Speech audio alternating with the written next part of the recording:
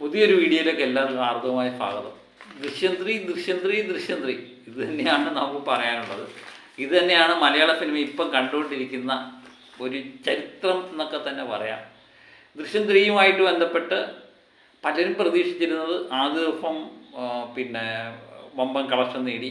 അത് ദൃശ്യം 1ൻ്റെയും ദൃശ്യം 2ൻ്റെയും ഒക്കെ ഇതുകൊണ്ട് നേടിയതാണ്. അത് 50 കോടി പിന്നിട്ട കാര്യം നാം നേരത്തെ തന്നെ പറഞ്ഞിരുന്നു. അപ്പോൾ അതിനിടയിൽ രണ്ടാമത്തെ ദിവസം ആകുമ്പോൾ ഒന്ന് ഡിമ്മാകും എന്നൊക്കെ പ്രതീക്ഷിച്ചിരിക്കുന്നവർക്ക് കനത്ത തിരിച്ചടി നൽകിക്കൊണ്ടാണ് ദൃശ്യം 3യുടെ വെള്ളിയാഴ്ച ദിവസത്തെ ട്രാക്കിംഗ് കളക്ഷൻ പുറത്തു വന്നിരിക്കുന്നത്. ട്രാക്കിംഗ് കളക്ഷൻ തന്നെ 7,79,00,000 രൂപയുണ്ട്.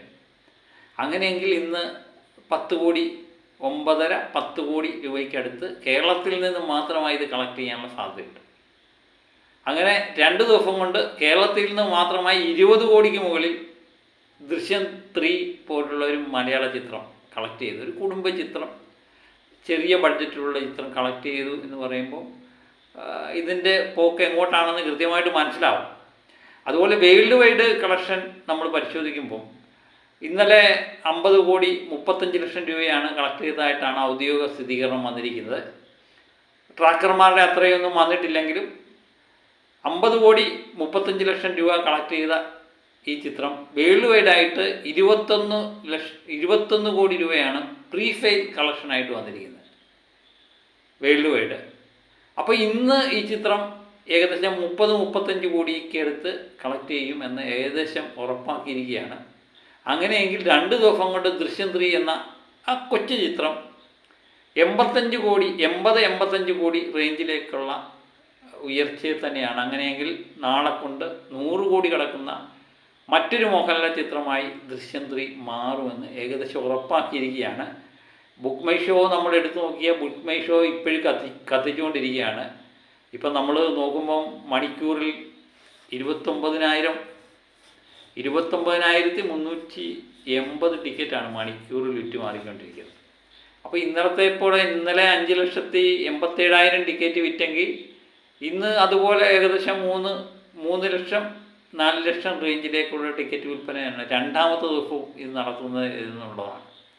അങ്ങനെയെങ്കിൽ ദൃശ്യം 3 എന്ന് പറയുന്ന നമ്മൾ പ്രതീക്ഷിച്ചതിനേക്കാൾ മുകളിൽ അതുക്കും മേലെ എന്ന് പറയുന്ന രീതിയിലുള്ള കളക്ഷനുമായിട്ട് മുന്നേറുന്ന കാലത്ത് തന്നെ നമുക്ക് കാണേണ്ടി വരും. ഏതായാലും വിമർശകർ അല്പനേരം അടങ്ങിയിരിക്കുക. ഇന്നലെ ഒത്തിരി ഡീഗ്രേഡിങ്ങും ഒക്കെ ആയിട്ട് പലരും വീഡിയോ ഒക്കെ ചെയ്യുന്നത് കണ്ടു. അവർക്കൊക്കെ ഒന്ന് സമാധാനിക്കാം. കാരണം ഈ ഡീഗ്രേഡിംഗ് ഒന്നും ദൃശ്യം 3 ഏറ്റിട്ടില്ല. നമുക്കറിയാം ജോർജ് കുട്ടി എന്ന് പറയുന്നത് നമ്മുടെ കുടുംബത്തിലെ ഒരാളെ പോലെയാണ് മലയാള സിനിമ പ്രേമികളൊക്കെ കണക്കാക്കുന്നത്. അപ്പോൾ നമ്മളുടെ ഒരാൾ, അയാൾക്ക് എന്ത് സംഭവിച്ചു, അയാളുടെ ജീവിതം എന്താണെന്ന് അറിയാൻ വേണ്ടിയുള്ള ഒരു ആകാംക്ഷ തന്നെയാണ് തിയേറ്ററിലേക്ക് ആളിനെ തെക്കിക്കയറ്റുന്നത്. അത് എനിക്ക് തോന്നുന്നു പടം വലിയ പോസിറ്റീവൊന്നും ആണെന്നില്ല. ജോർജ് കുട്ടിയെയും കുടുംബത്തിലെ ഒന്ന് കാണുക, ഇത് മാത്രമാണ് കുടുംബ പ്രേക്ഷകരെ സംബന്ധിച്ചുള്ളത്. അത് തന്നെ തിയേറ്ററിൽ നിറഞ്ഞ പ്രദർശനം തുടർന്നുകൊണ്ടിരിക്കുകയാണ്. ബുക്ക് മൈ ഷോയിലും അതുപോലെ തിയേറ്ററിലും എല്ലാം ഒരിടത്ത് പോലും ടിക്കറ്റ് കിട്ടാത്ത അവസ്ഥ തന്നെയാണ്. ഇത് ഞാൻ ചുമ്മാ പറയുന്നതല്ല, നമ്മൾ ഒന്ന് പരിശോധിച്ച് നോക്കിയാൽ കൃത്യമായിട്ട് മനസ്സിലാകും. ഇതൊക്കെ തെളിവുള്ള കാര്യങ്ങൾ തന്നെയാണ്. അപ്പം ദൃശ്യം 3യുടെ വിശേഷങ്ങൾ ഇവിടം കൊണ്ട് തീരുന്നില്ല. ഇനി നാളത്തെ വിശേഷങ്ങളുമൊക്കെ ആയിട്ട് വീണ്ടും അടുത്ത വീഡിയോയുമായിട്ട് വീണ്ടും ഞാനെത്താം. Okay, by.